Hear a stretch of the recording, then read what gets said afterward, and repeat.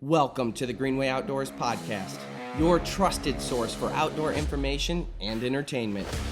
The Greenway Outdoors is also an internationally syndicated TV show and conservation advocate aimed at bringing millennials and Generation Z into the outdoors. Welcome to the Greenway Outdoors. The Greenway Outdoors Podcast is brought to you by Ram Trucks, built to serve. Motor Trend's Truck of the Year for the third year in a row. Bass Pro Shop and Cabela's. Your adventure starts here. And by Tracker Boats. Fish the best. Hello and welcome to episode 69 of the Greenway Outdoors Podcast. Yeah. My name's Kyle Green. I'm AJ. I'm Ryan. And Jeff isn't here. Thank goodness. Let's move right into it. AJ, you've got an awesome story. Yeah, it's a quick little guy. It's funny. Yeah. That's what my girlfriend calls me. Anytime funny. No, that's just Quick little guy. I couldn't think of anything funny. That's cute. That's Too what they called slow. me in high school. No, I was Old good. shuffle feet. No. I wasn't allowed to play football in high school because you had to weigh 103 pounds. And the permission slip. Yeah. Apparently, I just found out, though, when I played Little League as a kid, my parents had to, sign their life away because I was, always 15 to 25 pounds under whatever the marker was. Mm-hmm. So they're like, yeah, it's like, we couldn't sue if you died. That was it. Yeah, I was like, no. He's likely going to get hurt. Yeah. I remember when I did Little League football, they had the training camp that you would do at the beginning of all football. And I remember we were doing an exercise and I had to go puke. So I went and threw up. What is with you and puking? You do it like it's not a big deal. It's a big deal. No. No. You can rally. Well, back then for me it was after doing this workout. So I went and threw up. I was so ashamed of myself. I was like, You can't hack it. I'm a piece of crap. I am the worst. I can't work out and not puke. I was so ashamed of myself. But looking back, I was probably just going hard. Yeah, in the paint. Yeah, I get it. Yeah, I was always a guy, so I never did that. But no, I'm just kidding. No, I get it though. I have some things I could say, but I won't. Yeah, you can't. It's 2021. Exactly. Yeah. Politically correct. But Censored. yes. So the story AJ has is pretty cool because it might be the first time in history it's ever happened. Yep. But it's definitely the first time in recorded Visually. visually. And I say recorded, I don't mean recorded history. I mean someone recorded it.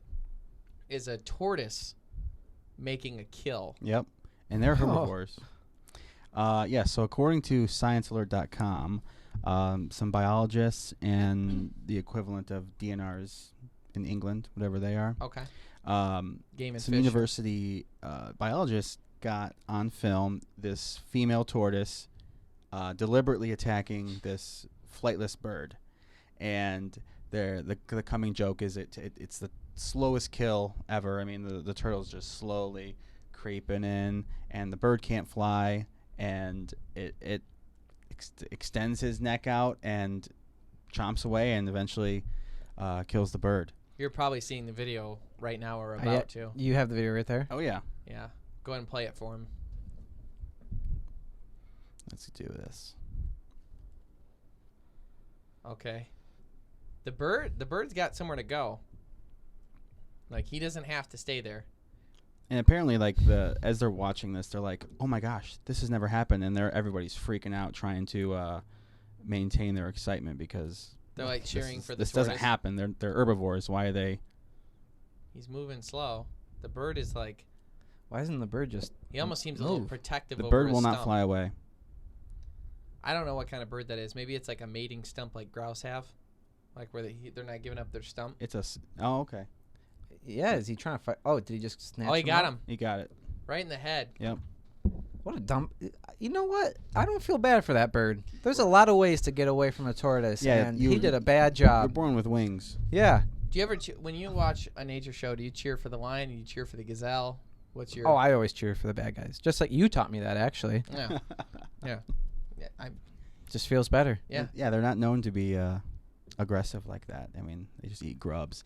There's been studies similar to our arson raptor episode where there's stories of people seeing things but never actually getting it on camera. So it's we don't know if the tortoise sat on the bird or if it scared it to death, things like that. This is the first visual. I might visual slow-mo thing. that video and zoom in and try and make sure there's no fishing line in that bird's foot or like something. like it's tied down. Like they set them up. They're like, wow. I mean, yeah, it's sciencealert.com. Sounds like a, who knows? I mean, there's a evidence story. of it. Yeah, It's it's a there. story. It's real. It looks like it's in a zoo, though.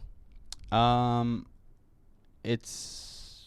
Is it being filmed through glass? I don't think so. Interesting. I don't know. There's an Instagram page that Joe Rogan talks about all the time, and then like it's gotten a lot of publicity because of that. And it's like nature Nature is metal. and it's Nice. like killing nature. So it was a hawk killing a duck or whatever it might be, and it was just showing those things, and the outcry of the terribleness of the reality of what it is now they're like getting banned on a lot of things, and there's like a bunch of talk about it, like people saying, Oh, you can't talk about how nature really is. Right, you have to like bury your head and act like it's not real. Which is Metal. Yeah, it's. I've followed that page for a while now, and some of the stuff on there, it's really, really, really hard to watch. Some of the things that are on there, but the more you look at it and recognize it for what it is, you just understand that that's reality. And what we've done is just separated ourselves so far that we just we can't bear the sight. Yeah. But you know what we can do? We can go to other countries and blow them up, or they can come here and blow us up, and everyone's like, well, that's just the way it is. That's war. But not animals. Nope. And not even two animals that live together and have to survive. That's not okay. It's funny when some people say like all animals are compassionate, and it's like, There's I like don't know. name one besides Emu, and he's Although- not that compassionate. Don't feed him for a day. We'll see how he acts. Right, Emu? Sometimes you hear the stories about like the cheetah that raised the impala fawn or yeah. whatever that is, and I don't know what that's about. It's a little weird. That happens, sure. It happens, but is it the thing that cats do where they like to toy with their food? Right. Yeah. Is it that? It's like, oh, well, you're here hanging out and you're a fun thing, so I'm okay with it. Yeah. This occurred off an island off of England, so an island off an island. Okay. Yeah, it is interesting, but yeah, it's rather silly when you see people getting like really upset about nature being nature. When I grew up, that's all I watched. I watched National Geographic, Discovery Channel, PBS, any nature show I could get my hands on. I remember sitting in my room as a kid. I had this big green box. I wonder where it is now. I bet the facts are all outdated and wrong, It but got flooded. I'm sure it did from the flood. The great big book of everything. No, it was flashcards. And on each flashcard was a picture of an animal, and on the back was like a bunch of cool facts about it, where they live and everything like that.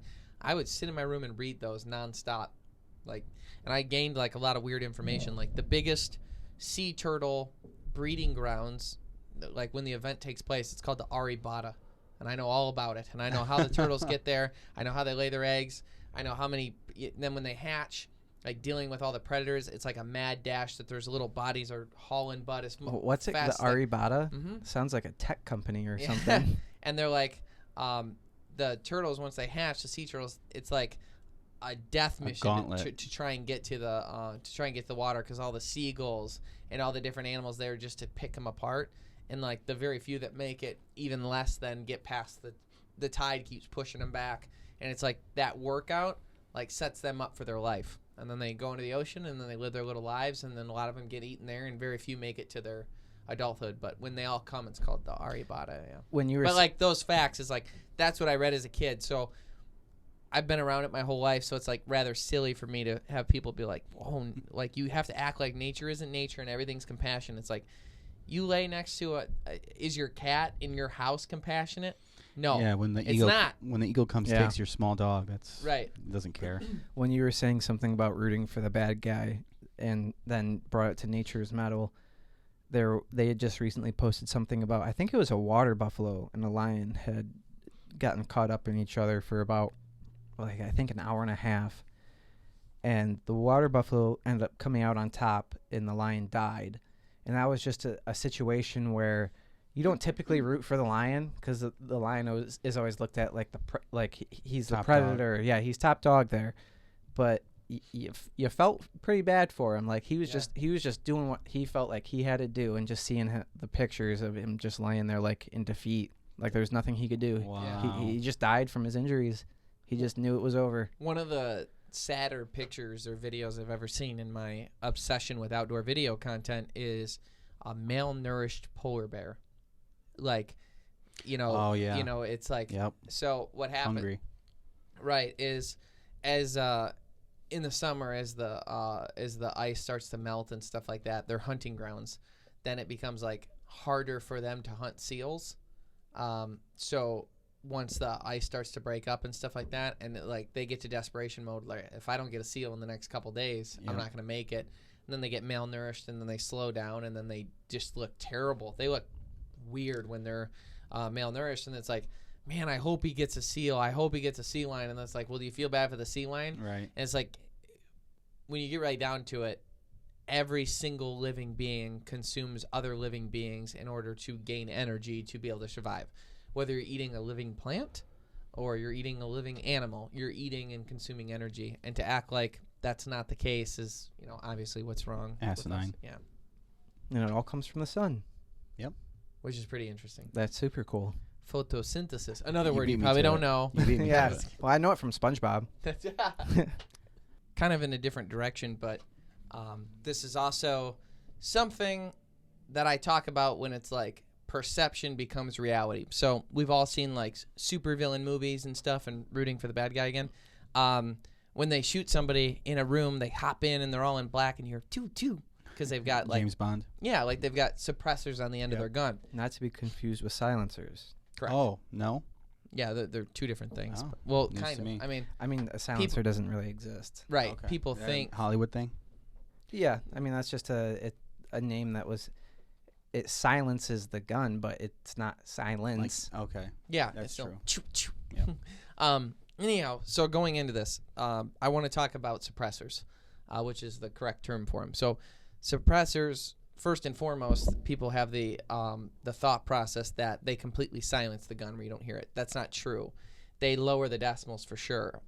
And for instance, shooting a 300 Weatherby Magnum, if you had a suppressor in, the sound it would make would affect your ears to about the equal level as if you had normal earplugs in. So without earplugs on. So by shooting a gun like that without earplugs in can be really damaging though. So they say that shooting a 300 Weatherby Magnum or a 300 Winchester Magnum or something of that caliber, if you shoot those without earplugs, which is what you do when you hunt, right? Mm-hmm. You can cause permanent ear damage. If it's the right angle, the right muzzle brakes change the how loud and how much the compression is too. But essentially, a suppressor just suppresses the sound so it isn't quite as loud, which makes the shooting experience better for the person. So if you're in Europe and some other countries as well, I believe I know for sure in Europe, but different countries in Europe, it is illegal to hunt without a suppressor, simply for the safety of your ears. Just like it's illegal not to wear a seatbelt in a car. In some states, it's illegal not to wear a helmet on a motorcycle. It's looked at. Don't get me started. I don't like to be told what I have to do ever. I really hate that. But at least it's like looked at like, hey man, you got to protect your ears. So the perception there is like, oh yeah, you'd be irresponsible not to have a suppressor because, geez, don't you care about your ears? Especially when hunting, you're not wearing earphones when you're hunting. Right. Obviously, nowadays they have like Walkers was the first company to really, push this.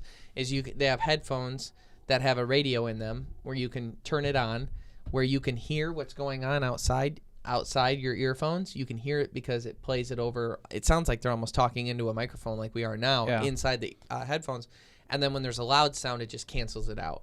So over a certain decibel level, it'll click off and it won't allow that range to come through. Right. So those are really cool. But frankly, I don't like to wear headphones when I'm hunting all the time. Yeah. Right. So, and it would be nice to not have to at the range sometimes too with communicating, and those headphones aren't cheap, and that sort of thing. Earmuffs. Yeah, yeah, that's what I mean. Not like you go out there with your AirPods. You got Beats on there.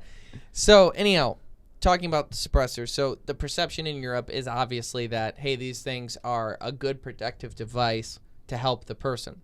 Now in the United States, they're looked at completely differently. So up until 2016, the way the suppressor laws worked were, if you wanted to go buy a suppressor, you would fill out an application and you would go to the sheriff in your town, in the area. Well, what would happen is a lot of liberal sheriffs in the different cities throughout the country would just deny everybody because they didn't agree with people having them. So they decided nobody should have them. So regardless if it was a legit application, they're not going to sign it. Nobody's getting them. They'll just bury that paperwork and you'll never see the light of day. So you won't get it. So this was Obama who did this. So in a way, there were some positives to this, but there's also some negatives. He switched it in 2016. He changed the law to make it where it goes to the ATF. So instead of going to the sheriff's office, it becomes a federal thing, so that the local sheriffs, it kind of takes politics out of it. That's how it's pitched. The negatives of that are this. So that was kind of how they pitched it to the gun right people, the people that want gun rights, Second Amendment lovers. That's how they pitched it to them. Say, hey, now you won't have to deal with the sheriffs. And because imagine in some areas you just straight up couldn't get it because your sheriff didn't agree with them. Okay. So then they made it federal. Well, here's the process for it, though. You have to fill out an ATF Form 4 application, which is pretty in-depth, but okay. So you fill out this application. Then you have to submit these photographs, and they have to fingerprint you. So you have to get your fingerprint card, everything like that. And then on top of that, there's a $200 transfer tax just for buying it. So on top of whatever it costs, you have to pay a $200 tax on top of that just for owning it. Now, I've heard that I've never bought a suppressor, so I don't know. But I've heard that when you go to pick out your suppressor, you do everything that you just said, as well as you have to pay the full amount of that suppressor, and then if you're approved, you get the suppressor. If you're not approved, then that suppressor does not go back into circulation. And the reason for that... And you've paid the full amount. And the reason for that is because the application they submit for you, this ATF Form 4 application, is set to your name. So that suppressor is set to that application for life. So if you're not actually able to get it, then they can't give it to you. So then they can't. It's gone. It's gone because that's how scared of this device is that they're that scared of this device. So the other problem with this is the application. So you're paying for the suppressor, you're paying for the application, you're paying all this money and going through all this process, which is pretty anti-Second Amendment if you ask me, to be fingerprinted over something that makes your gun quieter, and that you're the most common one bought is for a 22 caliber and 30 caliber rifles. Those are that's what they're normally bought for. But you got to go through this entire process. Then that normally takes 4 to 6 months for them to give it to you, is what the ATF says. But most people are saying it's more than 14 months. So you're like buying the suppressor way in advance, doing all this stuff, and you may or may not get it, and you're still looking at that long of a period before you can actually take it into your possession. Yeah. Now, and they're insanely expensive. Yeah, they're not a normal. You're looking at anywhere from $200 to $1,000 normally. Wow. Yeah, depending on. They're a lot. The bigger the caliber of the rifle, normally the more expensive, and obviously there's more brands that are more expensive than others, and so on. When I first saw the real ones as opposed to the Hollywood ones, they're a lot bulkier than they perceive on James Bond flicks, where he's like screwing it in. I don't know if that's really the case. Yeah. Yeah, Is you it? do screw it in. Yeah. Yeah. Okay. Yeah, and it depends. Like I said, there's better ones than others, and these ones knock down the decimals this much. But the perception on it is I guess, is that if people can't hear you firing the gun, then it's more dangerous that you could hurt somebody with less people knowing, I guess, is like the way they pitch it. But if you're a law-abiding citizen who isn't killing someone, and you're using this so that you can take your daughter hunting and you're not blowing out each other's eardrums in the blind, because you've had it happen to you a million times hunting with me. Right. They're just a tool, so it's not as doggone loud. In addition to that, you're not blowing out game everywhere. So if you shoot your elk with a suppressor as opposed to, the loudest gun of all time, then you're not clearing out the whole side of the mountain on top of it. Now, with it being an extension of your gun, because it's third party technically, does distance and everything you factor in regardless, does any of that change when you have your ballistics? Yeah. I'm like if you're using a long rifle. I think it does affect it. I don't know I think it's different for whatever you're doing, because they make I just did it. They make suppressors for shotguns. My friend Tommy just got one, and it sounds insane. Like it sounds great. Okay. You're not killing yourself every time you go duck hunting. I bet it would greatly impact a spread on a duck gun. Yeah, because what are you using a choke for? Right. Well, yeah, exactly. Or is it the choke? So I guess we don't know enough about that. I just wanted to talk about the fact of what a suppressor is, what the process is to get one if you're looking to get one, and kind of how strange it is that the perception that this device is such a terrible, terrible thing in the United States, when in other countries it's celebrated as a safety measure that you should absolutely be taking. Just very strange. So I went to Williams, our local gun range. They had this day where you could shoot a whole bunch of different guns, and some of the guns they had there had silencers on them, and I have a few videos. You call that a silencer again? Suppressor. I watched too many movies. I don't know if you'll be able to hear it. Definitely a Hollywood thing.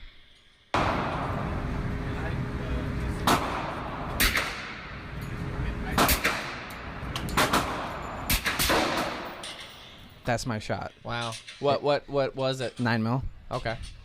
Yeah, I mean, I just think they're cool. I mean, they're nice to not have to have such a loud thing going off, and for earmuffs, for communication, for teaching people, less likely to be scared of a gun. I know that if you could teach a kid to shoot and wasn't so doggone loud, I just don't get why, when that technology is there, it makes it safer for the person shooting, why they're so scared of it. Makes no sense to me. It comes down to, I think, like, Europe finally got something right before us. Yeah. Yeah, I think it comes down to the movies. What you see in the movies is, all these the crazy people with the guns, the assassins. Like, that's what you're going to go do with it automatically, when there's plenty of other uses. Also, there's oil can or an oil filter you can buy and screw into the end. I've never done this because it's a don't do it. But there's an oil filter you can buy and screw into the end of your gun that essentially does the same thing. It is the same same as a suppressor. Oh wow. Yeah, that's some hillbilly thing. Yeah. I like my gun. It costs $40 instead of hundreds. Except you get a prison sentence. Yeah. Another thing that never made any sense to me, since apparently this is the podcast of things that don't make sense to us. Question everything. Yeah, exactly. Swans. So I stop looking at me. Swan. You beat me to it. Yeah, you know I was gonna do it. But shampoo is better. No, I'm just kidding. So I have never understood. I've never liked swans. Let's start there. So I come in with a bias, kind of like how Europe did with the suppressors versus the United States. But I never liked swans. So number one, I was attacked by a swan on a kayak once. I'm not the guy that drowned, obviously, but there has been people that have been drowned by. There was a video of someone who actually died from it. He drowned because he was in his kayak, and the swan flipped him over, and he couldn't get out, and it killed him. What? Yeah, it beat the hell out of him. Yeah, they're mean. They're very, very, very territorial. Big birds, too. People look at them, and they're like, man, they're beautiful, but they are jerks. Something I read that swans will do is they will go around ponds. So, like, let's say this is where they're going to nest. They'll go around, find all the other nests, and they're smart enough to break open all the other eggs so that the ducks and the geese that would be born there won't be born. They'll go around and kill them all just so there's no competition for their young. They're savages. I mean savages. Yeah. So they'll do that. Good for the bad guy. Yeah, not this time. I like ducks too much. So I'm the only one that should. I want to kill them. Yeah, I want to. Yeah. But they'll go around and do that. In addition, they'll attack just about any other bird. I mean, I believe that. And they're very, very defensive over their property. Now, I saw something on Facebook. This is a couple years ago at a Michigan wetland wonder. So Harson's Island is actually where I cut my teeth in duck hunting. But Harson's Island there's a big draw area there for managed waterfowl areas. So basically, you can go there, you get in a lottery draw, and then when your number is called for your party, you get to pick one of the areas there to hunt, and you get to hunt it for the day, and nobody else is going to be there. It's pretty cool. And if you're a duck hunter, the number one problem you have when you first start out is, well, where am I going to hunt? Along with, how do I afford decoys and a gun? But that's the number one issue. So there was a post. Someone posted a picture of a dumpster filled with like tons and tons and tons of swans, like Wow. tons of swans. And they said that the DNR there got a permit to go kill a bunch of them. Well, you can imagine. I don't know whether it's true or not, so I don't want to play into that. I saw the picture in the dumpster, Right. and here's what I'm saying. I'm not saying it happened. I'm saying if it did happen, here's probably why. They're trying so hard to manage it for ducks and duck hunting and making that a migratory flyway for ducks to come through, and these swans going around killing every nest, killing every duck, all the resident ducks.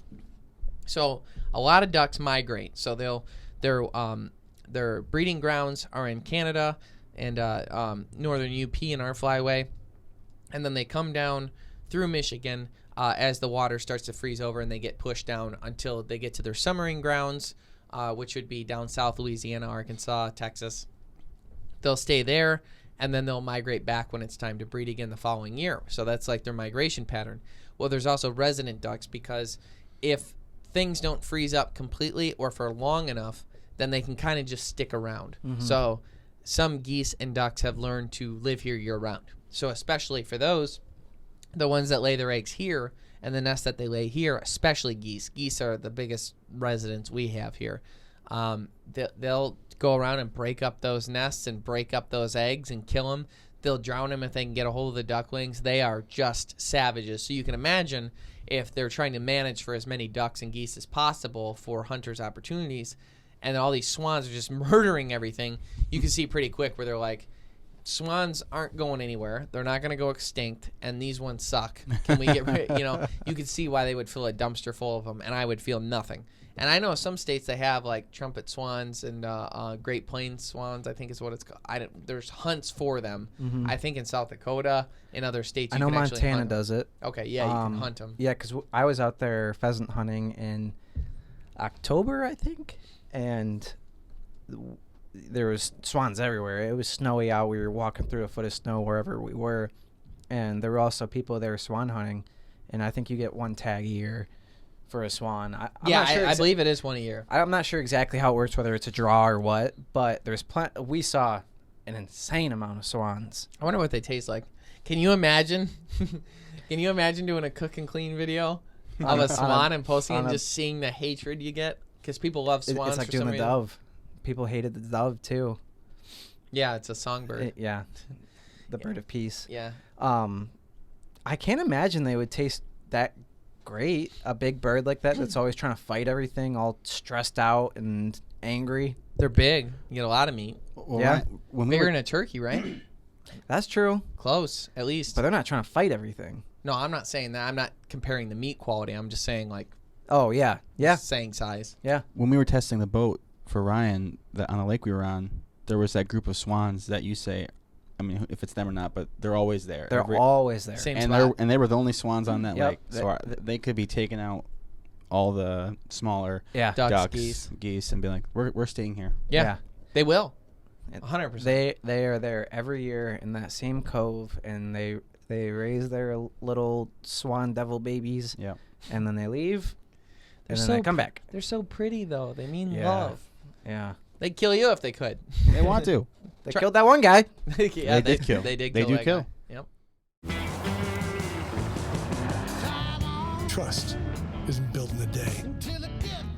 It's built over time.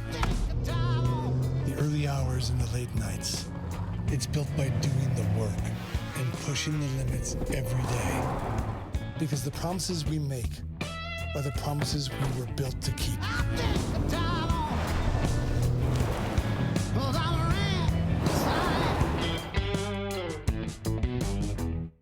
If you'd like to help support the Greenway Outdoors, please like and comment on this podcast and subscribe to all of our channels. Something I want to talk about is the PSE bows we just got in. Oh, yeah. Yeah, we just got a pretty solid shipment of bows from our friend Cade over at PSE. So I'm super pumped about them. I got the new Stealth Mach 1. Yeah, no, yours is sick. It's it's awesome. It's a carbon bow. I got the Kuiu camo on it.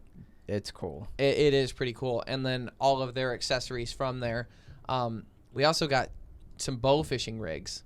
So I'm pretty pumped about those as well and getting to try those out. Yeah. We just got them all put together. And then we also got, AJ just got the Brute. Yep, the Brute. Which is like, First bow. yeah, I would say that it's like their base model start out package. Ryan, you wanted mine. I've been shooting PSE my whole life. I had a Vendetta XS, which was like all in. I have a lot of money wrapped up in that bow, and it is Well, it shoots sweet. great. Yes, it does. So I'm kind of new to the whole game. I had a bow when I was really young. I think I bought one for my birthday when I was like 10. Just a recurve? Or? No, it was a compound bow. Sucked. It was. I bought it. I bought it myself with my birthday money. $40. I think it was like 120 or something like that. Okay. Okay, well, at least yeah. Yeah. So Bigger birthdays than we had, huh, AJ? 120 bucks rolling deep. We don't live by Peapod. Yeah, anymore, so. Must be nice. So I never really got into it that much, and then laid it to rest for many, many years. And then you gave me your bow. So now I'm really getting into understanding the mechanics and the physics of it, and at what distance, what should I do? At what height should I what should I do, or all that sort of stuff. And while I'm shooting, I have no idea whether this is the correct way to shoot or not, but it's been working for me. As long I stick out my tongue. yeah, I can. Obviously, I know the right form to shoot the bow. I can set myself up in a consistent, I have consistent form when I'm shooting the bow. And then something I have been doing, and I've noticed it's helped me, when I'm shooting at anything probably over 15 yards, if I'm holding steady on the target, I tend to like wobble around and shake, just as anyone would. Wobble with it. Yeah. I'm just like slowly dipping up and over and side to side over the target. Yeah, it's like if you're zoomed in with a scope, let's say, with a gun, and you're zoomed in really far on something like 400 yards away, and you're trying to hold it still, you'll learn even the littlest movement of tininess is like so drastic at the farther the distance. And goes. now, and with a bow, it's and now you're stretched all out, and you're holding your arm way out here with weight on the end. Now, thankfully, that bow isn't that heavy, but still, it's weight. So what I've learned to do is go a little bit higher than my target, and then come down through the target very, very slowly. And it's almost as if I can draw a much straighter line coming slowly straight down. And once that pin crosses over my target, that's when I squeeze the trigger. okay. And I'm not yanking it. I'm not pulling it. It's all very fluent. And AJ's seen it. Like I was hitting dimes the other day. I tried it. It did work for me. Yeah. I have no idea whether that's how you're supposed to do it, but it's been working. The checklist that I go through is obviously you have your sight. So this is the checklist I always use when shooting archery is you have your sight, and you need to look through that first. So I pull back, I find my anchor point, which is consistently the same every time. And then I bring the I bring the string right to the tip of my nose, and I look straight through the peep with the string directly on my nose. So those are the two things that very first things I look for. My arm is bent in just a smidge. And then what I'll do is I'll take that peep and I'll line it up with my sight. So the sight has different pins on it, but I make sure those circles are lined up perfectly. So when I'm looking through it, it's like perfect. The circles are the circles. At that point, looking through the double circles together, I find my target. So, and especially depending on how the sun is and everything else, that can be difficult. But I find my exact target that I'm looking for. Then once I find it and it's in those two circles, I'll figure out, I already know the distance because I already took that calculation in as I was pulling back the bow. And then based on the distance, I'll pick whichever pin it is, and I'll slowly move it there. And it's the slow movement of the pin getting to the spot, and I'll have it there. And as soon as it touches that spot, I squeeze the trigger, and that's how it works for me. I've never done like the gradual come down through it, but that's the checklist that I have that works for me. But where things get complicated and where that little trick has come in handy is, let's say deer's coming in, right? Because when we're shooting in the backyard, it's so nice to be able to go slow and do this and do that. Right. But when you've got a deer in front of you, you've got movement, you've got variables, you've got when you have to pull back based on when they might not be looking. Mm-hmm. You've got all these new variables that you don't get when you're out in the yard. And then you pull back and have to wait 4 minutes for it to... That's where I'm headed with this, is that pullback is like, let's say you pull it back. Now you've got about 45 seconds to a minute and a half till you're able to actually shoot, right? Because just the variables of now the deer turned facing you, so you don't have a shot at the vitals or whatever it might be. Well, at that point, if you're getting a little tired, now luckily the bow that I have, the new Mach 1 from PSE, which is just insane. I mean, the let off is so much that I can hold that thing back forever. I mean, once you get past the break point, it lets off so much that I can be really comfortable for a while. It's wild. But that being said, your arm's still just standing. You know, you stand for a while in one spot, you get tired. You know what I mean? So once you're kind of tired and a little, then, you know, using a technique like that as a backup will help when you're a little bit tired or, you know, stressed or whatever it might be. That can help you be a little bit more still, because moving makes it easier to be still. Like drawing a straight line is easier than holding it in one spot, or, you know, whatever it might be. So I can see where that would be helpful in certain instances. What's your stance? Like, what you're completely new to it. Yeah. So how do you like the Brute, the PSE fun. Brute? It's really, really fun. I'm still learning my own checklist. So it's just been a lot of shooting, you know, 10 arrows a day, figuring things out. Overall, it's a lot of fun. I'm surprised. Well, not surprised, but it would have been nice to have gotten into it a lot younger. Yeah. But having a high quality bow work the way it would for a novice like me, I'm very satisfied. Yeah, it's great. You feel like with that bow, and that package runs someone normally about $600 without the arrows. Right. But that package for $600, you never shooting a bow in your life, and then us teaching you, you're hitting really well pretty quick. Yeah. I mean, for a beginner package, the PSE Brute is pretty solid. It's definitely, even if you're not into hunting, it's definitely a great little hobby to have, because you can almost, as long as you're doing it safe, you could probably do that in most American backyards. Oh yeah. Yeah. It is. Don't be shooting into the back of your neighbor's house, but No. there's definitely ways you could do it, because it's not like shooting a gun. You don't have to be out in the middle of nowhere at the gun range. Just set it up right and do it. And Right. I would recommend it to a lot of people. They're just looking for something to do. Yeah, I would say so too. A lesson that AJ got to learn today, two of them actually. One, we were seeing how far our arrows were penetrating at 20 yards when we were shooting, and I was like, look, you know, how far does it go into our blackout target? When it hits it, it's a block target. You know, you can use broadheads in and everything like that, and it's like there's this much arrow sticking out. I said, now hold that arrow and try and slam it into the target with your hand and try and put it in that deep. And he like tried it, and obviously you can't, you know what I mean? Because it goes in like 3 inches. And that gives you the perspective much, on yeah. how much power that arrow has when it hits. Now imagine, because he was asking, he said, because like I said, AJ's brand new to it. He said, is 25 yards, is that like, are you good to kill a deer at 25 yards? And I said, yeah. And that's why I showed him this. I said, now imagine, that's with just a field tip. Imagine a hypodermic broadhead, you know, that's precision made to just cut through things. I go, you could see why a razor blade sharpened with a hypodermic needle at the end could cut through an entire body. Yeah. Because imagine the force it would have at 25 yards when you yourself can't even push an arrow as hard as that would go.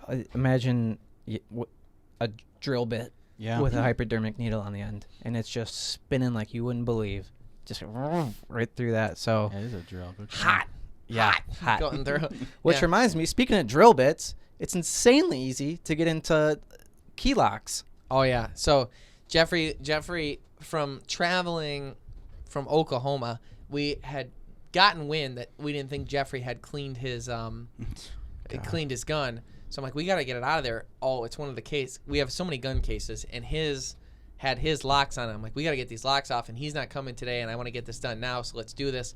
So Ryan, go ahead. How'd you get these are just standard locks. They're Master locks. Yeah, they're master locks, TSA approved for flying and everything. And so you come to me and say, we got to get these guns out of here. I'm like, oh, okay. Well, I got some tools here. So I get out the Sawzall, and I'm like trying my best to cut through this thing. And I have the metal cutting blade on it and everything.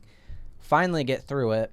But the way the gun case is set up is really good. So you can't get the lock off. Unless the lock is unlocked. So we're like sitting there trying to wiggle this thing out, get it just right. You know, I was like, you know what? Let me just try something. So I just go get a giant drill bit, look at the keyhole, jam that sucker in there and let it crank, and I'm just drilling straight through that lock, and within seconds it came unlocked. It took nothing. Any lock you see, just take a drill bit to it, you'll be in no time. Yep. Yeah, right down the center of it. Robbery's going up 10% now. Yeah. Another thing that I want to talk about is a lesson that AJ got to learn today. So we were talking about this when he was shooting. One of the things that he asked me, and you can get that perception too, is when you're taking a step back and you're like 25 yards from the target, and you're shooting your bow. It's like, is this deadly at this distance? You know, if you never shot archery before, that's like a fair question. You know, It slows down the further you go back, but you wonder if it's going to be able to penetrate through or not. Right. Especially as you get farther, you know the arrow's going to slow down, and you know you just have this different perception. It's not a gun, so it's like a lot of variables are there. And AJ's bow is set at 60 pounds. I think yours is set at 60 pounds and mine's 70, which is way more than enough. You know, you can effectively hunt with a 35, 40-pound bow if you know what you're doing. Ted Nugent gets mad at you if it's over 50. You know what I mean? So when he talks about it. So one of the things that I did was I said, okay, AJ, let's shoot from 25 yards. So he shoots, and we see the impact. We use a block target. It's one of the foam block targets that you can use for when you are shooting a broadhead. You can shoot a broadhead into them. So, but it's a smaller foam target. It's only about 18 by 18, I think is what it is, square. Yeah. And I said, okay, go ahead and shoot from 25 yards. He shoots, and we see that the arrow goes clean through, like most of the way where the fletchings are now at the target.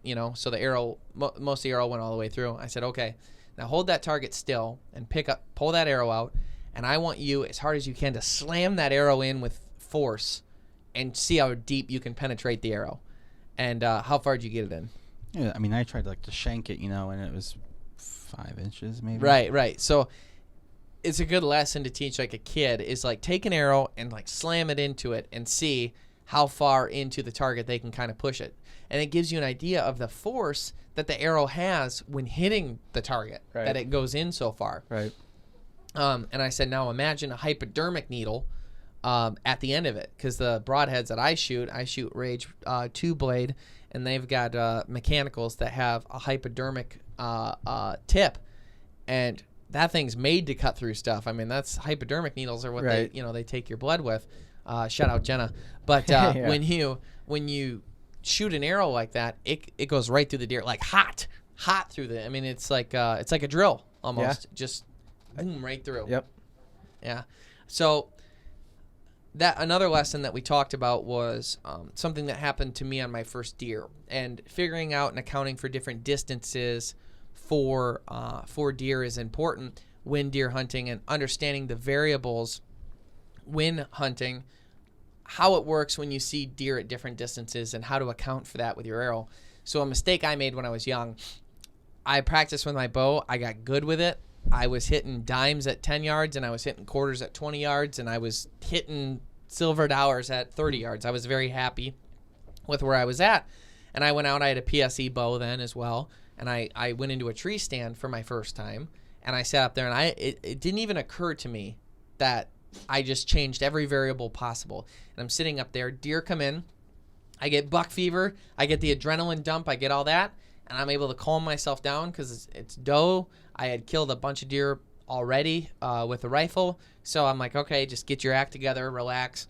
I cool myself down. I get an opportunity to draw back on the deer. Now, I'm elevated 20 feet in a stand.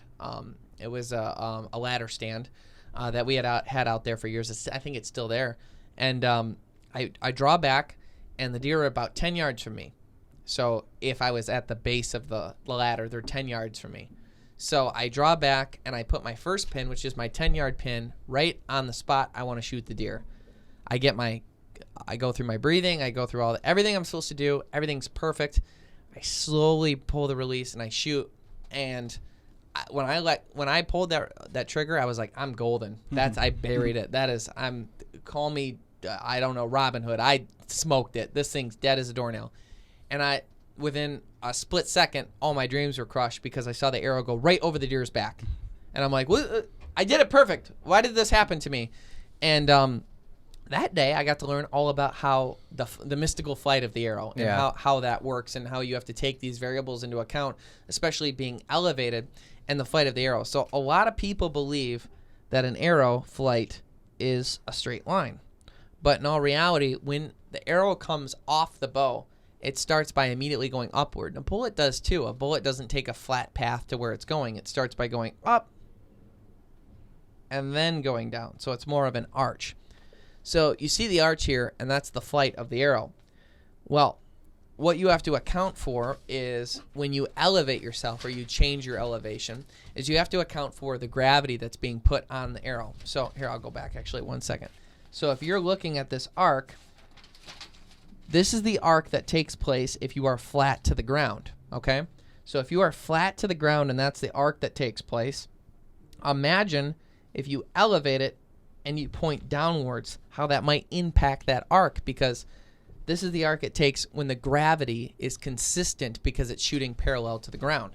So when little Kyle was up here and he was in an elevated tree stand and the deer was down. Oh, man, I'm so good at drawing deer, too. Woof. Everyone. Yeah, beautiful. When I used my 10-yard pin, the arrow still, no matter what, even while pointing down, started in its upward trajectory. And then it never came back down. Now, what I saw in my sight was I thought it would go straight through the deer like that. But because the arrow started by going high, the gravity impact was not as great as if it was flat to the ground and being pulled to the ground the whole time. Because I was shooting with the gravity by shooting down, the arrow came off the rest high, like it always does, but it never got pulled back down in its arch to the 10-yard mark that it would normally be. Right. Because I was elevated and I was working with the gravity. So when I put that 10-yard pin on, and I didn't account for the fact that I was 20 feet in the air shooting straight down, that was the difference in missing the deer. So that I went back and I explained it to my dad and Pete, and of course they're like, well, yeah. Of course. I'm like, hey, what variables are in play here? Because I just missed a deer. My dad's like, you missed? You know, and they were pretty stunned. So what they did was Pete explained what I just explained to you, probably more elegantly, but he said, yeah, when you're elevated and you're shooting down at a target, if you're using the same 10-yard pin, your arrow is going to hit way high because you're not accounting for that drop because the gravity pull on the arrow is different. So I guess what I'm trying to say is you need to know to shoot low. If you elevate yourself and you're shooting straight down at a target, you have to account for that because of the impact on the arrow. So what they did was they moved my pin up. So my 10-yard pin got moved way higher, which means I'm aiming way lower. Okay? Right. When I'm pulling it back. So by aiming lower and moving my pin upward, I was able to account for that. So we took a target out there, put it roughly where the deer were, and I was pulling the trigger with the higher pin, and I was hitting the target properly. And then I ended up killing a deer out of that stand. We packed everything in. I went back out for the evening hunt, got a deer that night. So if you talk about a TV show episode wrapped up in a lesson right there for us, that was the day to where were you, Ryan? Where were you, AJ? But that was Ryan wasn't thought of, and I was like 4. You're like, where were you? And you're like, I'm sorry. But that was an interesting lesson for me, is like, you know, going out, and the whole point of this story is obviously to teach a cool lesson about how the flight of the arrow is impacted by gravity. But in addition to that is going out and practicing in the area that you're going to be in. Right. If you have private land, especially, you're way blessed where you can take the tree. If you use a climber, if you use a ladder stand, whatever it is, take a target out there with you and get your pin zeroed in for, you know, the different shooting lanes that you have to practice for these situations, because it's hard enough, all the variables, like a deer comes in, how far away are you, deer? What angle are you at? When can I pull back so you're not looking at me? When can I make the right move? When can I draw back? Okay, now I've got to line up these circles. Okay, now I've got to use the correct pin for what it is. Oh God, he moved 10 yards farther. Okay, what does that mean? You know, all these variables that you have going on, you better at least know for the different distances at the different heights what your bow is going to do. Yeah, there's a lot of geometry and math that needs to be acknowledged in archery. 8th grade math's coming in handy now. The discipline, though, of like, I mean, you can practice out in your yard all you want with a target that is completely parallel with you, and that's good because it gives you the understanding of, you know, finding those circles each and every time, The fundamentals. finding the target, the fundamentals, how you release, you Right. know.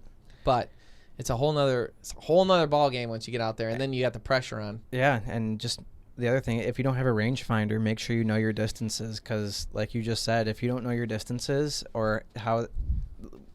if you don't know your distances, you're going to screw up, especially if you don't have a rangefinder. So a good thing to do is, if you know where you're going to hunt, go out there and pace out different trees or stumps or rocks and say, well, I know that rock is 10 yards away. I know that tree over there is 20 yards away. Somewhere in the middle is 15. And if you're elevated, what does that mean? Right. Yeah. You know, what does that mean? With all the excitement with the new bows, there's additional excitement with the new guns that I and us are all getting, which is pretty sweet. Well, this is your first gun, right? First ever. Yeah. First firearm. Yeah, just like a kid on Christmas. Our sponsor, That's pretty cool. Weatherby, who makes just high quality guns. And I you know, they've had that prestigious name for so long, and it's such a family business. Good Christian people that are really, really, really focused on making the best ammunition and the best guns in the market. And we're honored to work with them. And we've had nothing but good luck with them. And AJ, they have a new, well, I guess it's about a year and a half, 2 years old line of shotguns called the Element, which is their mid-level shotgun. And AJ is going to be getting a 12-gauge Element in tungsten, which is their tungsten model. So the barrel is gray, the action's gray, and then the stocks are black. And it is sweet, man. Oh, yeah. It looks awesome. No home invasion at my house. That's Darn right. right. That's right. This is your first gun, period. So yeah. what are you most excited to do with it? Clays, ducks? Clays. Clays? Yeah. Clays. Yeah. We can open them up to the world of sporting clays, too. Which, for a first gun, especially with you being like a homeowner and everything, that is probably the best gun to have. A shotgun is the best for home protection, because that darn scatter gun's not going to go through the walls and shoot someone next door in the next True. room over. Yeah. But it'll mess up the person in front of you. Yep. And on top of it, this is a hunting gun, so you can do whatever you want with this. Right. And 12 gauge is great. Yeah, I mean, you can shoot clays. You can upland hunt for birds. You can waterfowl hunt for birds. You could turkey hunt with it. You could squirrel hunt with it. You can, I mean, pretty much anything. It's rabbits. It's pretty cool for small game, for birds, for waterfowl. It's you shoot geese with it. I mean, it's a sweet rig. So Versatile. yeah, I'm not to mention, like, you're just getting into it, but you don't realize, like, you're getting like getting a Weatherby shotgun's like getting the Ferrari of guns. Yeah. That, like, people will be like, oh, okay, well, Oh, you got that one. Yeah. must be nice. you Yeah. know? What was your first gun? My first gun was a Weatherby SA08, which is so it's kind of an interesting. I think they still make it. They still have that model SA08. Probably not the one I had back in the day, but that one there was a. It had two different springs in it. So if it was if you were shooting like clays and stuff, you'd put the lighter spring in it for like the lighter action rounds, and then you'd put the stiffer one in for the heavier action ones, like duck loads and stuff like that. And it was I've had nothing but good luck. I mean, as a kid, that was a great gun to kick around with, and that was Scott had the same shotgun, so that's what I got into. The first gun I ever used. My dad was more of a rifleman. He didn't shoot clays and stuff. So Yeah. my dad was a precision shooter with rifles, and that's what he taught me to be. So it was like shotguns were like an afterthought. So it wasn't like my first. Right. You know, I had 4 rifles before I had 1 shotgun. The first gun that I really got to use hunting, and like when I was younger, my dad trying to get me into upland bird hunting, what he started me on was, I don't even know how old this gun is. It's probably older than the 1950s. Okay. It's old. It's a single shot break action, and it's got a hammer, 410. Oh, So wow. it's a 410 shotgun, and the idea being the load isn't super big, the gun isn't super heavy, so it's perfect for a younger kid to use. And on top of that, it's considered, like, as far as its ranking goes, it's considered an expert gun. So you learn to be super, super accurate with Right. it, because there's no way around it. If you want to hit it, you got to be dead on, because you got like 10 BBs in that thing. Right. And Right. that's you it. You either hit it or you don't. Right. So thankfully, that's what he started me on, and I do pretty good now as Yeah. far as shooting goes. Oh, you're a great. I mean, as far as clay shooting goes, Ryan's top notch. And I in training and learning this, Weatherby makes a compact shotgun, and their compact series. They make a couple of them, but the compact series they have one that is like, I think it has like a blue camo pattern on it too. It's pretty cool for kids. But they have good kid shotguns, and we got one for our friend of the family, Brady, and it was his first shotgun. It was a 20 gauge, and the 20 gauges now with the Weatherby with the semi-autos, there's zero kick, and I mean zero kick. And that kid was able to get his first wood duck with it. He was able to get his first birds with it. That's cool. And I like now, with kind of going with that idea of like that 410 or 28 gauge, the things that people started out with is the best first gun. I would say now that is probably the best first gun to get for that same lesson of like, something light, something that doesn't kick a lot, something that you can focus on being good with, but yet like extremely deadly. You got no problem killing ducks or turkeys or something like that. Which, for us, with all the upland, we do woodcock and grouse hunting. That's primarily what my family did, and all of our friends that we would go up with. It was woodcock and grouse. Had dogs for it and everything. We didn't use 12 gauges for woodcock and grouse.